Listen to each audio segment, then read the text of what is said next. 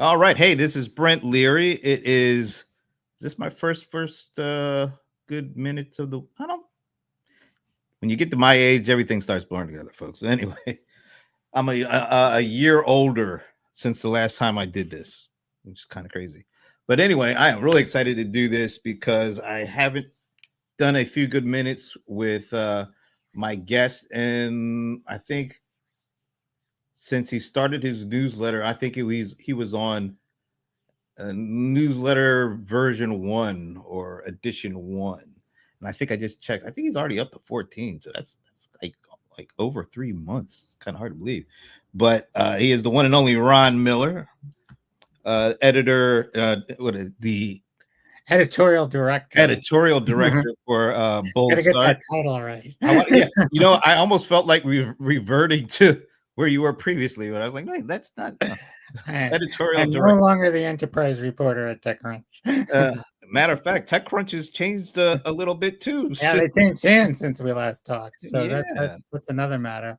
yeah. I think they went the PE route, right?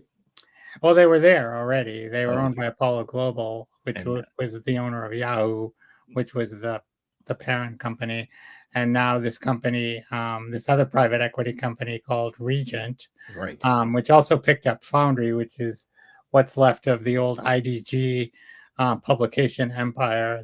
They bought them like on Thursday, and then they bought wow. TechCrunch on Friday. So they're obviously got something in mind. I don't know what it is, um, but they want to create some sort of tech publication, um, you know, uh, amalgam, and Yeah. they own a bunch of like military publications like the Army Times and things like that.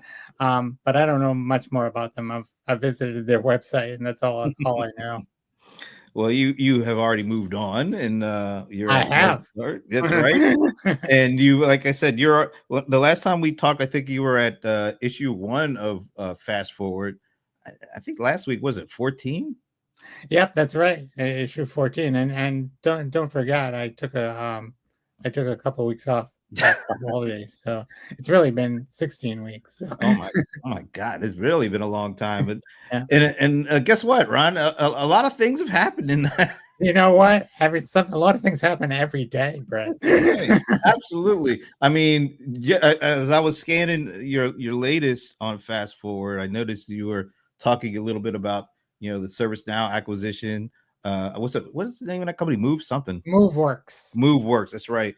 And but of course that's kind of like inside baseball for us because we pay attention to that enterprise application space. Right. But the one I guess that got more attention was what Google paid and what they got with Wiz. So was Right. it $30 billion acquisition or something like that? 32. Don't 30. forget that extra 2 Hey, you billion. got how can I forget that? But that raised a lot of eyebrows, and I know that caught your attention. So give me your take on that whole thing. All right. Well, I mean, this goes back to last summer. Google wanted Wiz, and they offered them $23 billion, and unbelievably, as a startup that was 4 years old at the time, they turned them down, and it was pretty shocking to me. And I was still at TechCrunch when that happened, and I wrote a number of things about that. And that it took a lot of guts to walk away from a $23 billion deal, because you don't know what happens in this business. Things just can go sideways in a hurry. But they believed in their vision, and they believed, Asaph Rappaport, who's the CEO and co-founder of the company, appeared at TechCrunch Disrupt in the fall, and he said that he believed that it could be $100 billion company. Now, let's put some things in perspective here. It took only 18 months for it to get to 100 million, which is pretty fast. Even today with the AI companies out there making big money, but 100 million in ARR in 18 months was pretty fast. And then just before they got sold, or around the time they got sold, it came out that they expect to reach $1 billion in ARR this year. Now that's not anywhere close to 100 billion, but $1 billion in ARR for a 5-year-old company is pretty darn good. Yeah. So, I mean, and I think that, as I wrote, I think just about any startup founder out there would take those numbers and run with them. Um, so what happened? They kept at it. Thomas Kurian, who's the CEO of Google Cloud, reportedly really wanted this company, and we can talk a little bit about why in a minute. But he kept after them, and apparently the magic number was 32 billion. And I joked in my commentary last week that I guess $9 billion made all the difference. In only a year's time, you got an additional 9 billion. That ain't bad. No, not too bad. It's less than a year. I mean, it was Yeah. really like 7 months. So yeah, I mean, I'm not sure exactly when this went down, but um, you know, the the company really wanted them, and so the question is why? Why did they want them? Yeah. And what Wiz offers is pretty neat and pretty unusual. It's multi-cloud security. So the way it's built is security across all your clouds. Presumably right now that's Microsoft, Amazon, Google, and I think also Oracle, with plans to add other platforms as needed. But to be able to do that right now, I'm told, is very hard. So, like, everybody wants to be multi-cloud. That's the approach. Nobody wants vendor lock-in anymore. So people learned lessons from the previous generations. They were all IBM or they were all Microsoft, and that had some advantages, but it had a lot of disadvantages when it came to, pricing and leverage and those kinds of things. So, companies didn't want to do that again. So, with the cloud era, we've started to see companies say, like, well, I'm going to do this with Google, I'm going to do this with Amazon, I'm going to do this with Microsoft, but now I have to secure them all, and it becomes a pretty, tough task to do this across all your cloud environments. And what Wiz allows you to do is to do that from a single interface, and that's a pretty huge value proposition. So huge they were at a projected revenue of $1 billion. So Google thinks that this is going to be a huge differentiator for them, and I'm not sure they're wrong. I think that if they can build on this, and they don't, and this is another thing I wrote. It's like, it's all well and good to kind of spend the big bucks for the company, and then you try and fold them in to the big corporation, and you have to do that in a way that's sensitive, that keeps everything that's good about the startup, and all that innovation and all that energy, and at the same time make it part of the corporation and the sales motion and all of that, and all of the kind of operational things that a big corporation brings. So it's a tough line to walk, and if it gets past regulators, I think it will give them a strong foothold in this kind of multi-cloud management.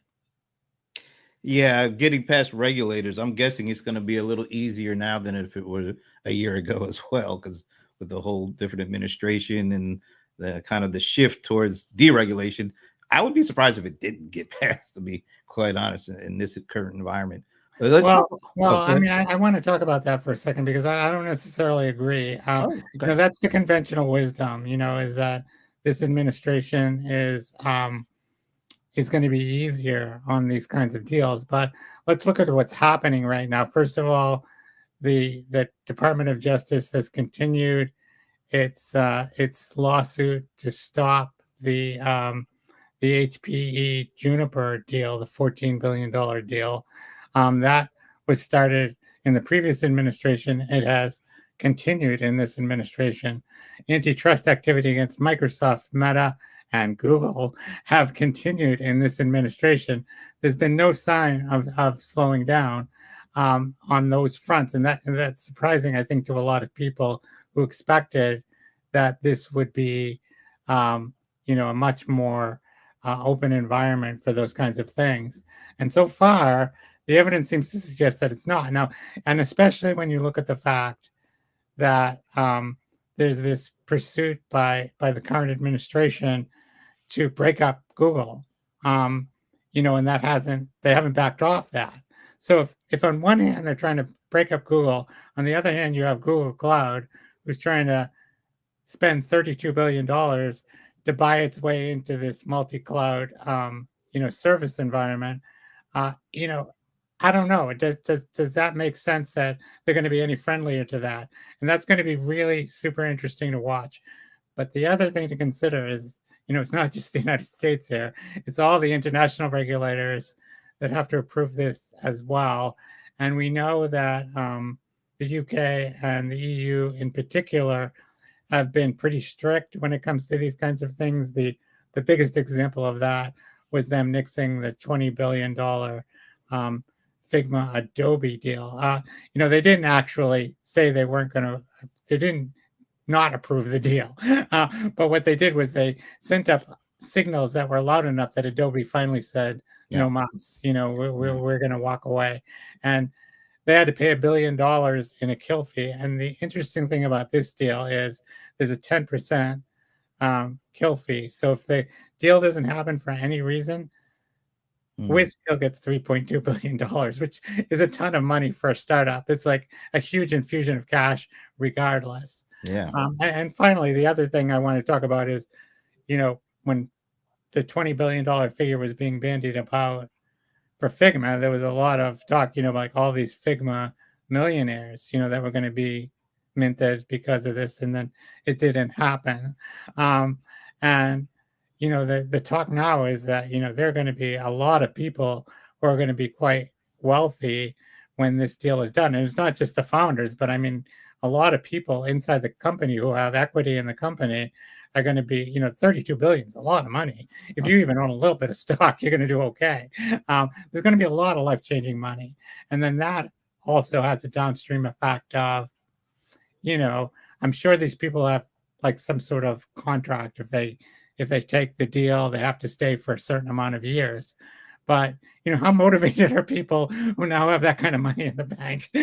That's a question to ask as well. So, I don't know. I've never received that kind of life-changing money. People may still want to put their heads down and work because that's what matters to them. But there will be that factor in addition to the factor of how difficult it is to incorporate any startup into a large corporation and make it continue to have that kind of innovation spirit. Yeah, that makes sense. The only thing I'll say about the regulation, deregulation, there is somebody who has a kind of a big voice, at least can whisper into the president's ear. I don't think he is a big. He doesn't seem to be too worried about helping companies that, let's say, might be a little bit more competitive in nature. So like Google and Microsoft, I can see why those antitrust things are going along. If it was a company, let's say, that maybe wasn't exactly headed up by certain people, I think there might be a little different thing going on, but that's to be determined. We'll have to see if I mean, it when is that happens. because you just don't know Yeah. how this is going to play out. And like who could be the irritant here if there is anybody? I mean, maybe people look at the deal and they say, look, Google is in third place. They have 12% of the infrastructure market. Amazon has been in control of this market for years. Microsoft is a very strong second. Um, what does it hurt to give them this tool and give them a little bit of a competitive edge? But it could be the other way too, because as you say, there's a lot of action against Google both here and in international markets, and regulators are looking heavily at them, and they may not be that open to a deal like this. It just remains to be seen. Yeah. And as I said, I think this is going to be a super interesting thing to see how this plays out over the next year. So let's go from the $32 billion deal to the $3 billion deal, which is it's almost sort of like how can you make 3 billion look small? Well, there's a Right. but That's the kill fee on the. that's right. That's just a kill fee. But no, ServiceNow making that acquisition. What Move first or Move? MoveWorks. MoveWorks. About $3 billion. And one of the interesting things that you pointed out in your newsletter is it almost feels like this kind of deal kind of positions ServiceNow to be a little bit more in direct line of competition with Salesforce, particularly when everybody's talking about the agentic AI stuff. But tell us a little bit about, give me your perspective on this one. Yeah, I mean, one of the most interesting things that I heard about that, I watched, Bill McDermott's being interviewed by John Fort on Fort Knox, and it's a really interesting interview. If you haven't seen it, I highly recommend it. But it was the day that he announced that he was buying MoveWorks, and MoveWorks, by the way, is an agentic AI platform. It really gives, they have a bunch of common customers, but it gives them uh, a big kind of injection of talent into the ServiceNow, agentic AI push.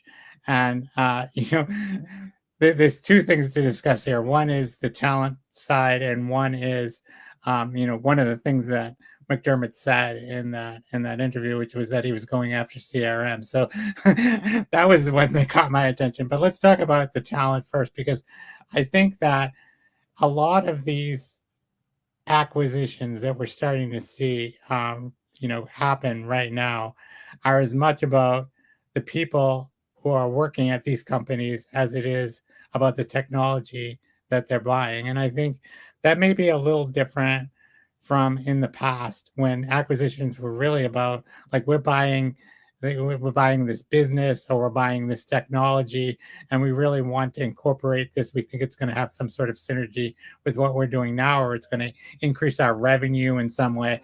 This is this is I think less about those kinds of factors now, and more about, okay, there's a finite number of people in the world who have real AI skills, right? And if you can get a company, and McDermott threw out the number 500 employees. Now, obviously not all of them are engineers or people with AI talent, but a lot of them are. And he indicated that he tied, them up for several years at least, and that they wanted to become part of ServiceNow. And I was actually at HumanX, the conference, the AI conference in Las Vegas a couple weeks ago, when this went down, and the CEO of MoveWorks was there, and I got to interview him, and he was really excited, about the idea of being able to become part of ServiceNow, because they were partners, but now it's not just, kind of the sales juice. It's like the whole backing of ServiceNow, which has become, really bought in to this whole agentic, vision. And it's funny. Adobe, which we may talk about on this, came out, and they said we have 10 new, agents, and ServiceNow came out, and we have 1,000 new agents. Now, I don't know, like, the abilities of each of these agents, and it may not be an apples to apples comparison, but the numbers kind of stand out to me. And so ServiceNow, which has, as all of this information about, some core information about how businesses run, and the ability to kind of take that and parlay that into some sort of AI solution seems like pretty promising to me.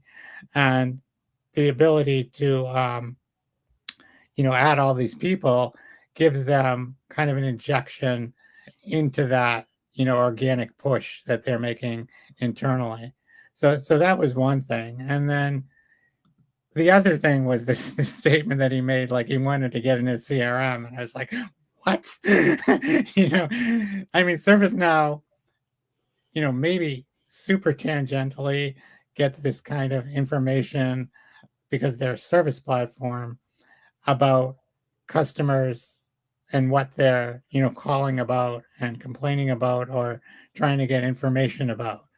But that's very different from, sales motion, right? And it really surprised me that he was mentioning that, and that he seemed serious, that when he threw it out there, that he believes that ServiceNow could become, a player in the CRM market, when I think you would agree that they're not a player at all right now.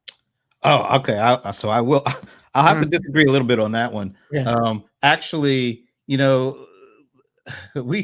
had a conversation, I think it was the beginning of the year, with Colin Fleming, who's the CMO over at ServiceNow, and he came over from Salesforce. Right. I remember. And yeah, and so we were talking because we started noticing he was talking a lot about CRM and repositioning some of the things, like they were known as a customer workflow. That's what they kind of called their Yeah. customer facing stuff. It was customer workflows. They started changing the phrasing, and now they were talking about head on CRM. And we asked them, so what's going on here? What is there a coincidence here? What's going on? And he said, no, we are by far, we want to make sure that people understand that we are a CRM company now.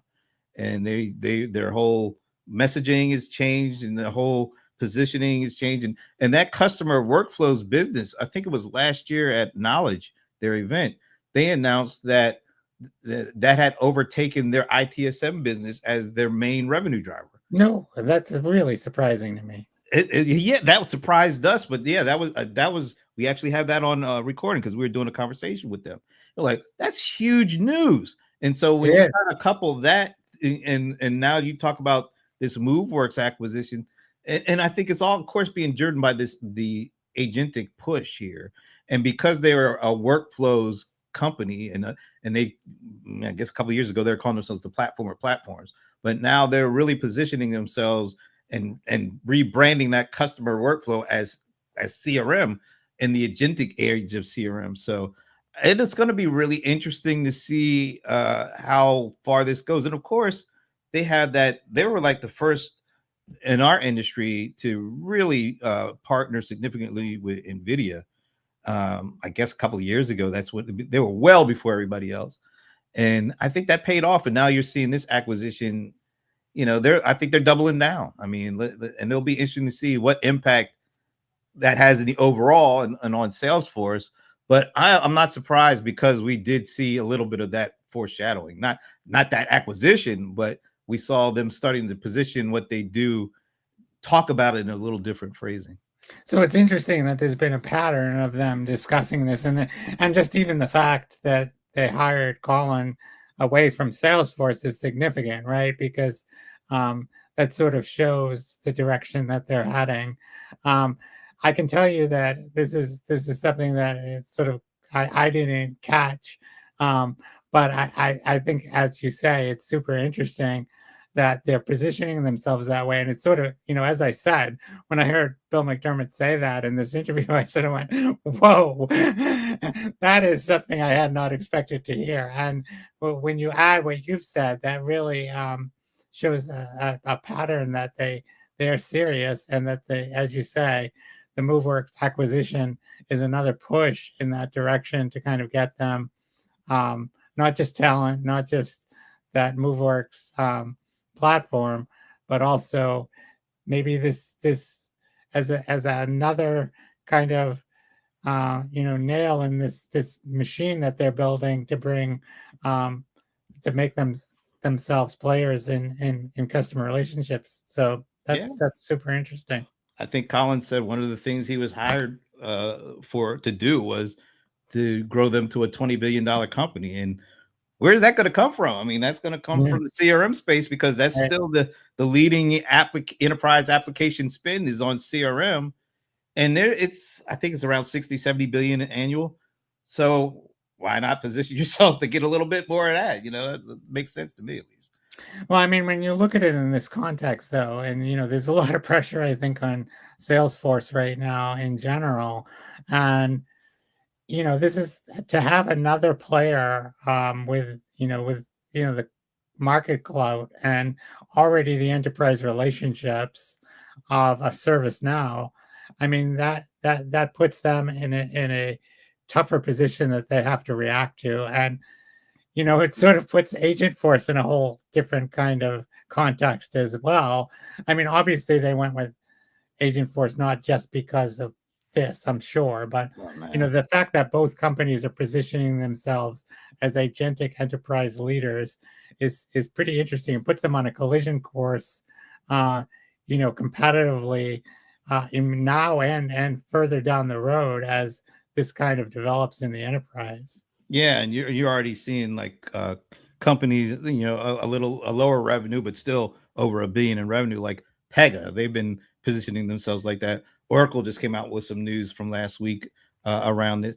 Everybody in this space is circling around this agentic because I think they see there's gold in it, potential gold in them their hills.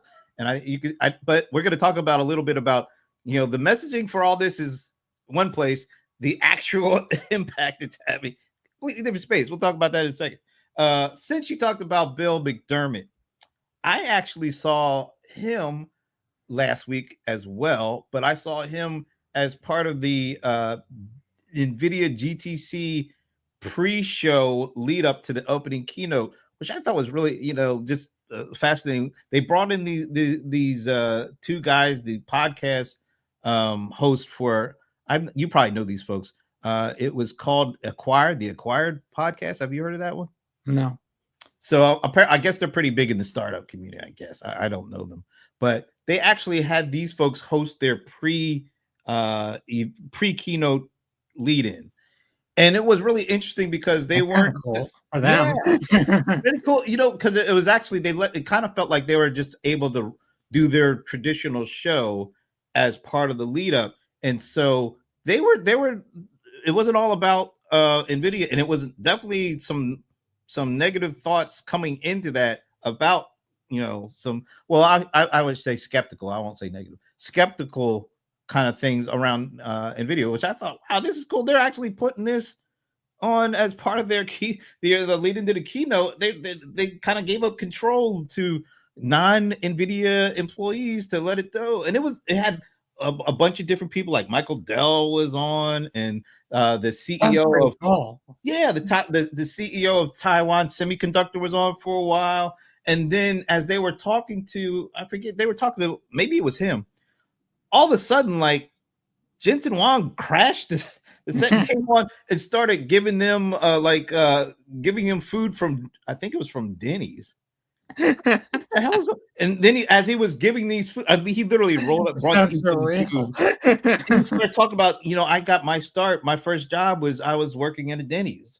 And then he started, handing out food. It was like breakfast food. It was like, go ahead, take your time, go ahead and eat. And so it was complete. You could tell like these guys were totally thrown off because it was not a part of what they were doing. Tell a story about working at a deli, because he got his start working at a deli, and he loves to tell that story. You know what? I didn't see all of his, but I was like, oh, what? Because it's like, oh, and coming up next, Bill McDermott. I was like, oh, it's really interesting stuff. So anyway, I completely digressed to what I wanted to say. I just thought that was really interesting. But since he was on there, and I think he was talking, of course, he was kind of playing up their partnership, which, like I said, I think it's the first in industry kind of partnership between a CX CRM-ish kind of company and what NVIDIA was doing, and how, getting in early. At now they're able to, at the time. Yeah, this is like 2 or 3 years ago. Because everybody partners with NVIDIA. Everybody does now. But yeah, before they were like the one, at least in our space, they were the kind of the poster child. So, but one of the things I thought fascinating, last week at the same time, Adobe Digital Summit's opening keynote was going on. I think it started at noon Eastern, and that went to like 2 or something like that. And the NVIDIA GTC keynote with Jensen started at 1 and went to like 3 or something. So there was literally a serious overlap between these things. And we're like, wow, I wonder why didn't like Jensen go to a couple of years ago? Wasn't he like front and center with Shantanu on the Adobe Summit keynote? I don't know. He shows up on everybody's stage, it seems. So I just want to, before you even talk about like some of the specifics, I want to show you this because I thought this was fascinating. So since we did a watch party last week, this is the first time we had to do like a dual watch party, right? So we started off with Adobe, and then we kept switching over when GTC came on, and it was Jensen, like a one-man tour de force kind of thing. So I went back to check out some of the recordings. So I want to take some snippets and stuff. I just so happened to look at the total number of views for. Wow, that's quite a contrast. That's 34, almost 35 million. I'm guessing it's probably closing on 40 million at this point, to 3,800. Yeah. I put a post up on let me put this up on LinkedIn. I was like, those are Beyonce kind of numbers that Right. Well, he's he's a rock getting. star for sure. But that's also like a lesson to, the Adobe event planners don't go up against GTC ever again. Yeah, maybe it would have worked 5 years ago. Mm. Lots of change, maybe even 3 years ago. A lot of change since then. But anyway, so you wanted to talk a little bit about Adobe. I got a couple of thoughts, but what did you want to talk about? So of course they made their agentic push as well. Although, as I said, it was minor compared to a lot of what we've heard. The interesting thing was that it was marketing oriented and um, CX oriented. They came up with a new term. I Oh, customer customer experience orchestration. orchestration, right? And that orchestration is key because um, what they announced their agents, but I thought that wasn't the most interesting thing. I thought the most interesting part was the orchestrator, and so they have this kind of marketing language from customer experience management to customer experience orchestration, and then they come out with this handful of agents, and they also come out with an orchestrator, and I think that's interesting in a way that is akin to when Workday announced, um, a few weeks ago, maybe it was a couple months ago. Time goes by pretty weirdly these days, but they announced a sort of a manager for for agents. So you would have this kind of management console that ostensibly would be for IT to manage these entities and what they can do and who they can talk to and all of that. Right. So Workday did that, and that's more of a management level. And Adobe came out with an agent orchestrator. So again, customer management orchestration. I don't think it's a coincidence. The orchestrator is something that's interesting because it manages both Adobe agents and how they interact, with Adobe applications, but also third-party agents. So I don't know exactly how this works. I'm assuming it's all within the context of Adobe's environment.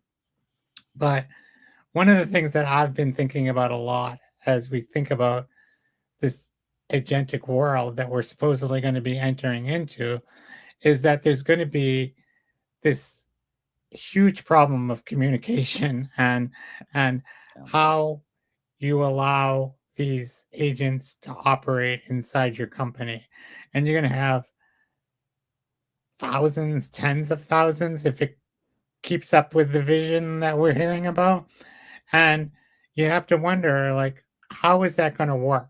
Right? I mean, it's all well and good to say, I want these agents to do all this work for me, and they're going to go out and do it. But if agents are buying things and selling things and moving money and acting on behalf of companies in the same way that individuals do, they're going to have a similar infrastructure, right? They're going to have to identity and authentication, and they're going to have,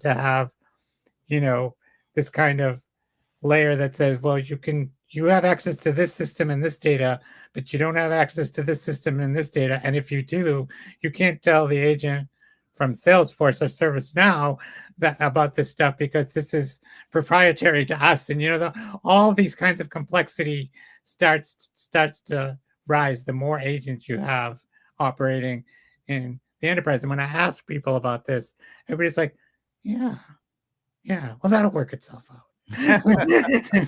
And we'll Yeah. probably use AI, but Yeah. but it's these are things that have to work themselves out, and they have to be mechanisms in place. And there have to be standards, and there's this MCP standard. I don't know if you've heard about that Oh yeah. Anthropic came up with. Yeah. Anthropic. That is like step one, maybe, in this process to try and kind of come up with a way to have agents from different entities with different jobs live together under in different systems. So what Adobe did with this orchestrator to me was another step one to say, okay, we're going to have some sort of system in place that makes all this stuff work together.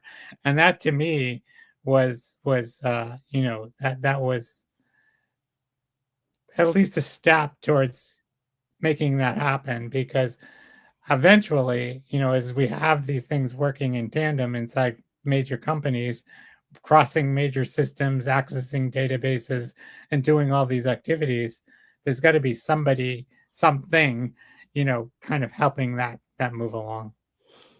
Yeah, I almost feel like Lord of the Rings is now Lord of the Agents. Right. One agent to rule them all, kind of thing. I mean, in some ways, yes. I also think it's not unlike, I've compared it to Kubernetes, and not technologically, but just the way, when you think about how Kubernetes developed, it was this open source tool that came out of Google, and then suddenly, you know, gained in popularity, and then like all these things had to develop around it, Yeah. because yeah, oh great, we have this system that can do this, but oh yeah, we have to secure it. Oh yeah, like when we have all these services working together, well, we're going to have to create this thing called a service mesh to, kind of how services communicate, which is akin in some ways to how agents will communicate. And, there's all these other things, this whole infrastructure that developed around this thing that was supposed to simplify everything, and actually ended up creating its own, you know, levels and levels of complexity.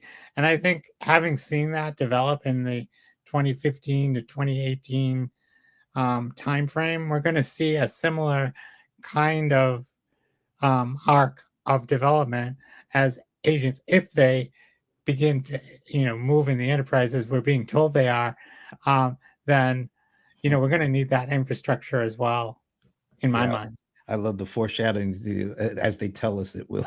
We'll talk a little bit about that in a second. So my big kind of takeaways from Adobe Summit was, I think it was 2 years ago, they started talking about the content supply chain, which I thought was a Oh yeah, really that was a really interesting. fascinating concept. Yeah, because you're basically treating digital uh, manufacturing, or if you want to call it that, content creation, as you would a physical kind of thing. And so when you're doing creating a physical device or whatever, you need to really have your processes lined up and be able to move those parts over back and forth until the thing is done. So you have to have a really good process and a really good platform to cross, like you were saying, cross organizations, cross teams, so that you actually get this physical good done. And to start talking about content creation as a kind of a supply chain that needs to be put together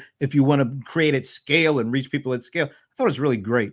And then so every year I kind of look forward to Summit to see how do they build on or move that along. So this year, during his keynote, Shantanu Narayan, he said just one simple statement that just stuck in my head for hours. He Hmm. said that creativity is the new productivity.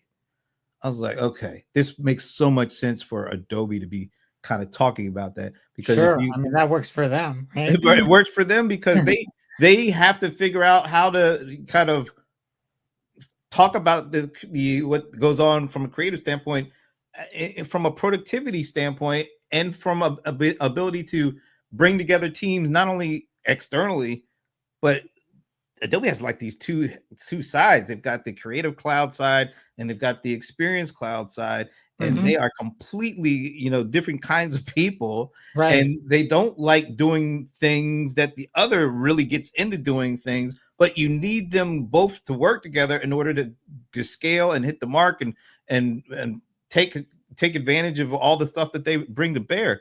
So the thing that really stood out to me is they started talking about this customer experience orchestration.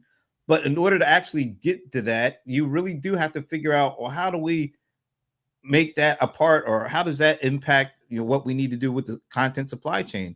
And so they've got Workfront, they've got Frame.io, That's they've right. got the Creative Cloud, then they got all the stuff going on with analytics and the marketing people who are trying Right. not to just to create stuff, but to create stuff from a marketing perspective.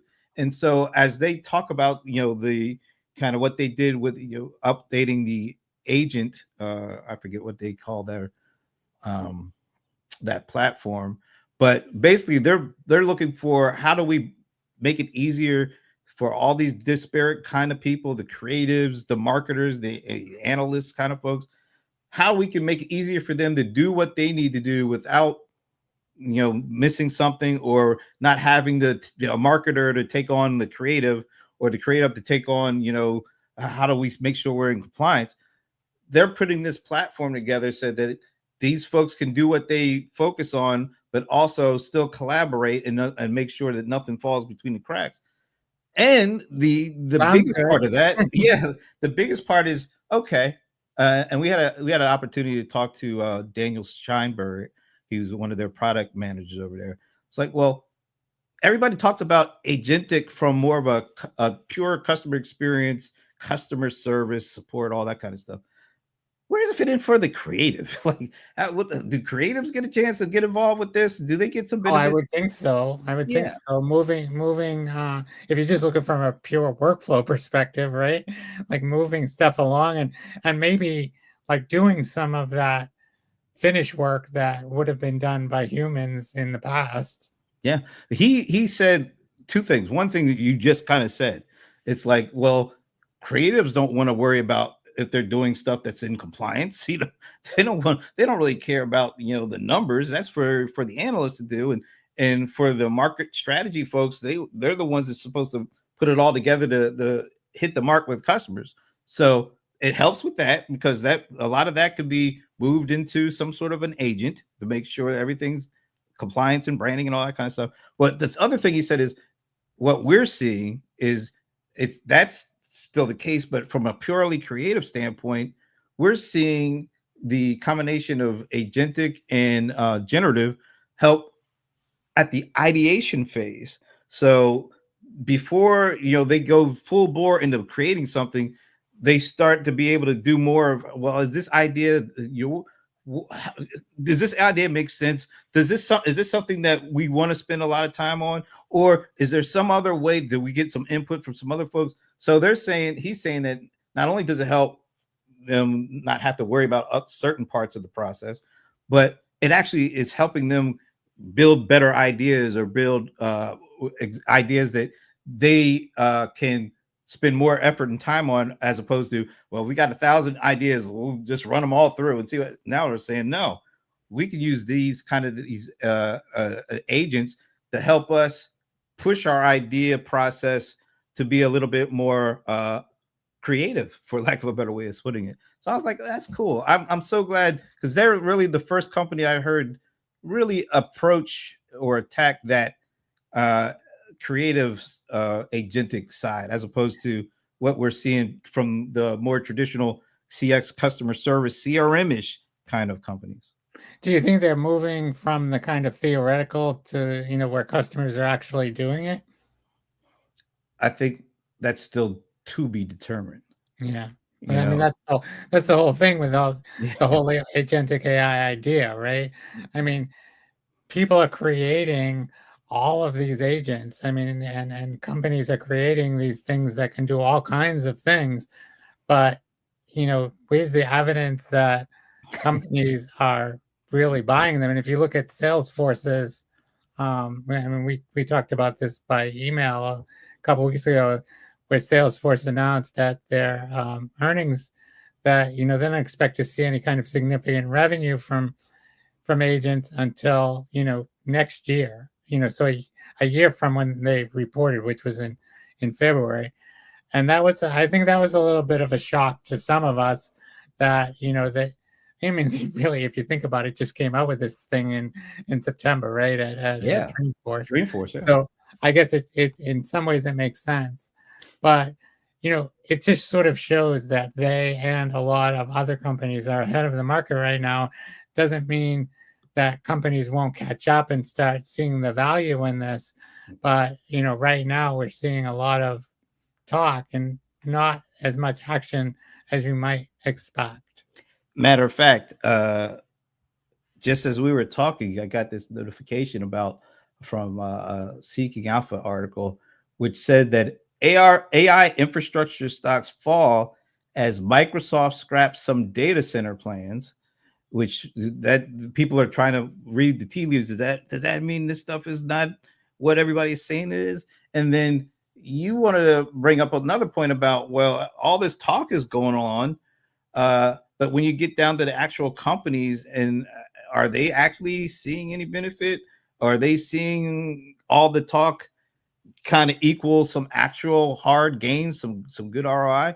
And I think you had a stat that was kind of I lets you do. believe it's I not do. going on right now. So Accenture came out with a report the other day about kind of where we are with generative AI in the enterprise. And I had done an article, at the beginning of the year that looked at three studies, one from Boston Consulting Group, one from Deloitte, and one from Futurum and Kearney, that found that, somewhere around a third of companies were taking generative AI projects from proof of concept or experimental stage, however you want to kind of frame that, into production to where they were really applying it across the organization. And Accenture came out with a study the other day that, is a little bit, further along. It's 3 months later, and they have the same numbers. They have 33, I think. Let me just check my note. 36. 36% of surveyed executives say they've been able to scale Gen AI solutions.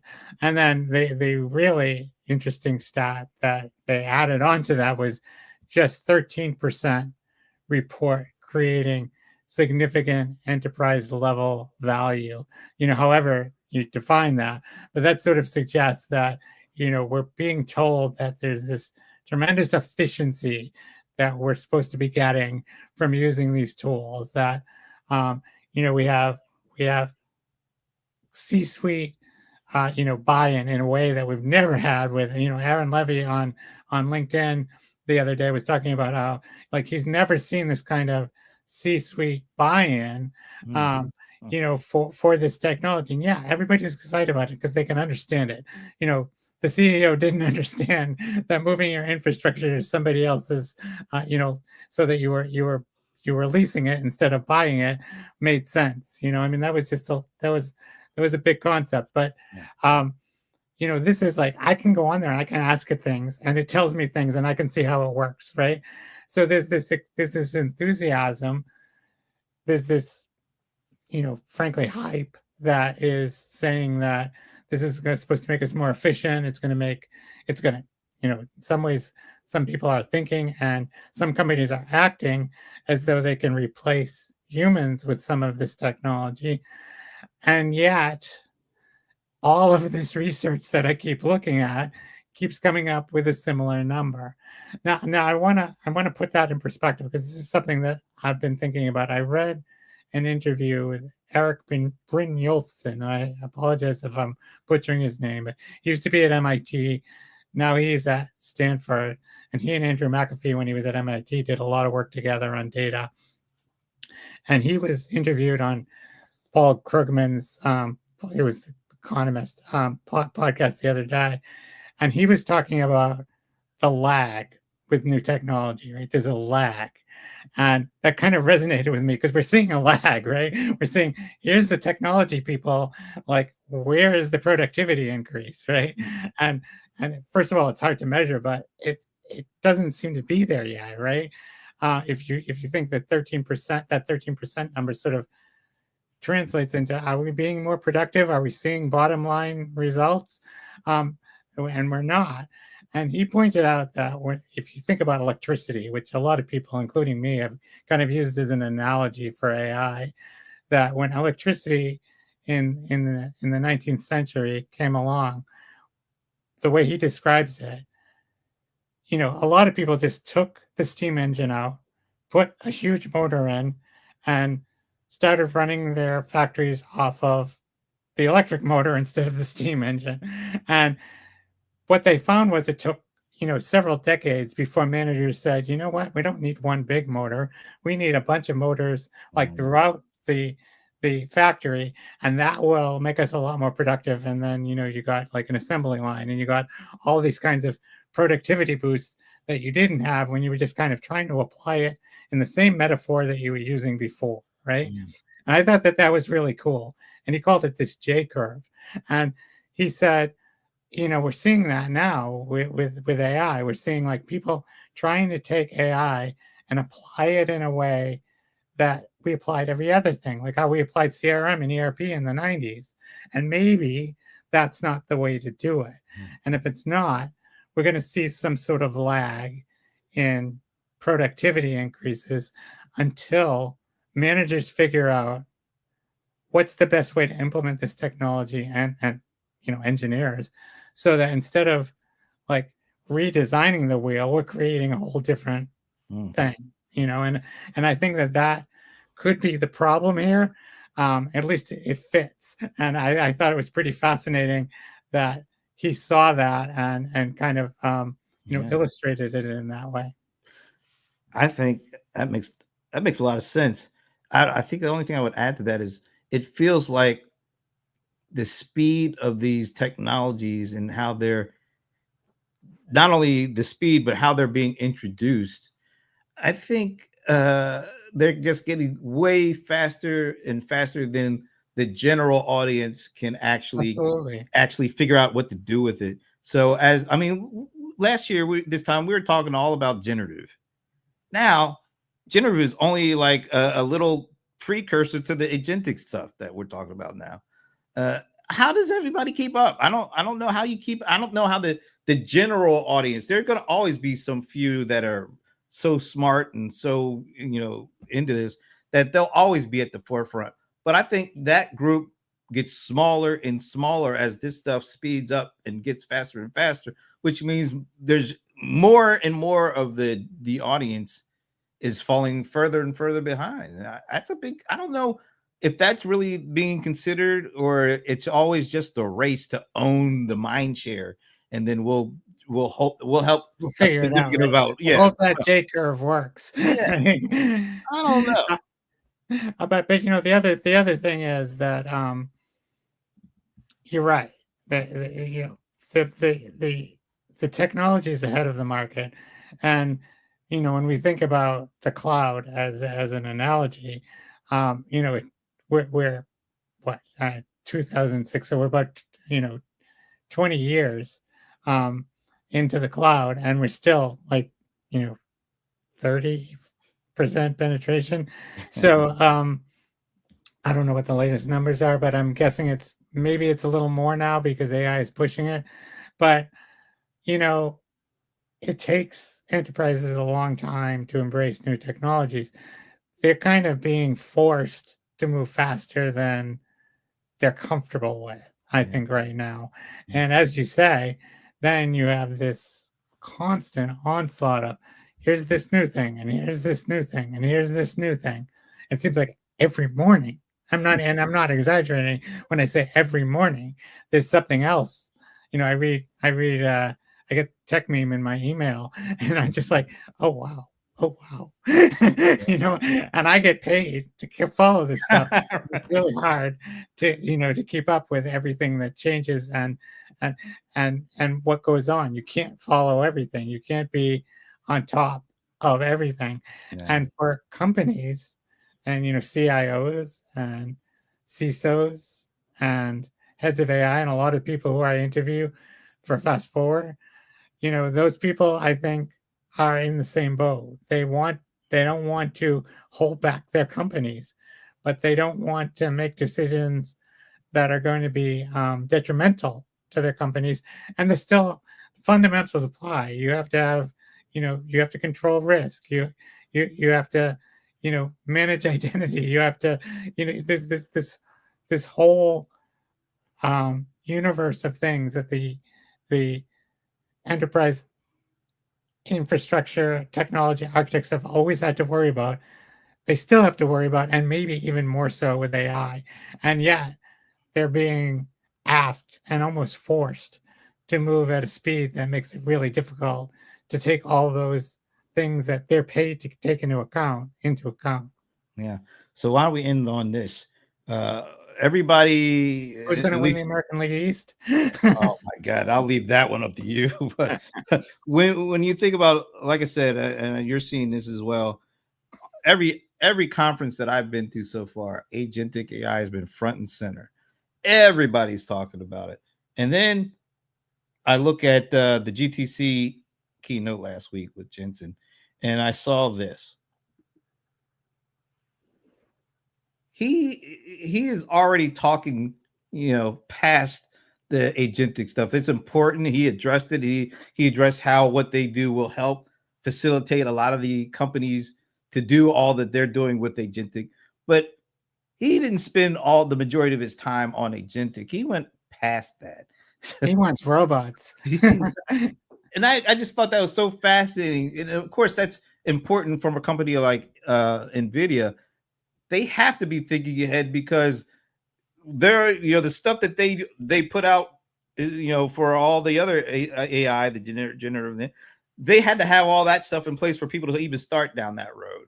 So it was really interesting to see one company talk about something that was beyond agentic, and what will that look like next year? Will we will people say, all right, we've already done a certain amount with agentic, do we have to start going past that now? It's just a fascinating thing to see how this all develops. And of course everybody looks at NVIDIA at this point, but what I mean, the physical AI stuff was really fascinating. I don't think we're nearly ready to start that conversation Well, I from mean, if you think about autonomous vehicles as, self-driving cars as part of that, I mean, I think there's a huge lesson, in this kind of ties this whole discussion together. The first self-driving cars, if I'm correct, was around 2008. Sebastian Toon got a bunch of people together and showed how he could, run a self-driving car around a parking garage. And everybody thought, well, self-driving cars are going to be around, imminently.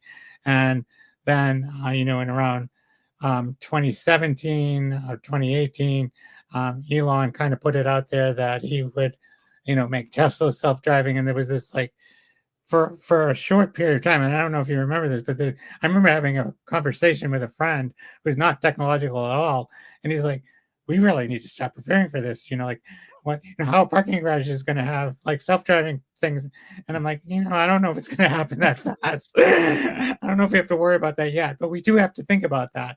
But the point is that from 2008 to now has been, it's a long time in technology years, and we're finally starting to see some of these self-driving cars. Waymo is announcing that they're going to have a bunch on the road. We're going to start to see more of these self-driving vehicles outside of the pockets that we've seen prior to this. And so the point is that this all takes up so much more time, I think, than we realize. And yes, things are moving quickly, and we acknowledge that in just a couple of minutes ago. But even though conceptually we can keep moving forward, and that's what that line was on Jensen's slide. In actuality, it takes time for us to get from concept to something that's actually applicable. And there are lots and lots of problems along the way. And we've seen this with self-driving cars. And I don't know that we've solved all of them. And I don't know what my friend worried about won't be a problem, in a year when we have like people, getting pissed off at self-driving cars for whatever reason. Um, and I think that's what we have to keep in mind. Yes, he's showing the next big thing, and we went from agentic to, I mean, from generative to agentic in a year, at least the discussion did. But where are we in reality? Enterprise companies, where are we? And we're not anywhere near like a complete vision. We're not anywhere near even, that we're in the baby steps of this technology, and all of this stuff takes time to develop. And I've been saying this for years. Like technologists think we go from 0 to 100 We have like everything that was there before is ripped out and gone. It doesn't work that way. Nobody works that way. Nobody rips out all of their technology and replaces it because some marketers are telling them to, and and the technology has to mature. The humans who use the technology have to be ready to use the technology. You have to have that moment where the huge motor becomes multiple motors and you begin to understand how to use it. It took decades, like 30 or 40 years with electricity.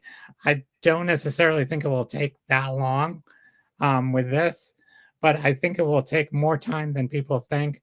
And that, sure, Jensen's showing that, but it's going to take time to achieve that vision. It's his job to kind of look ahead and find what's next. Yeah. And by the way, ask the marketers how much of that COBOL code has been completed. That's right. That's right. And I'm it's funny because I think that maybe seriously, if we get a big problem that could be solved with AI coders, generative AI coding, is maybe transferring some of that COBOL code into something modern. Somebody's got to be working on that because that would be killer. As much COBOL code is out there, particularly in those financial systems. Oh yeah, Man. Hey, Ron, as usual, this was supposed to be like a 30, 40-minute conversation. We do our best. It's always good. And once again, where can people go to subscribe to your newsletter? Fast forward dot boldstart, BOLD start dot VC.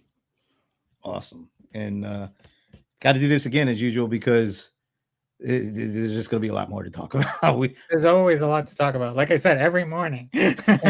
All right, Ron. Thanks again. And do you have a prediction for the the American East? I could go out on a limb and say I think that with the injuries to the Yankees starting pitching and the fact that Baltimore lost a significant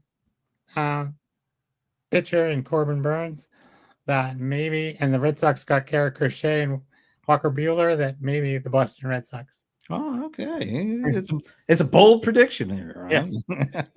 All right. Well, until the next time, it's always a pleasure. And I will see everybody, tomorrow for CRM Players. I don't even know who we're talking to, but talking to somebody. Take care. See you guys later. See ya.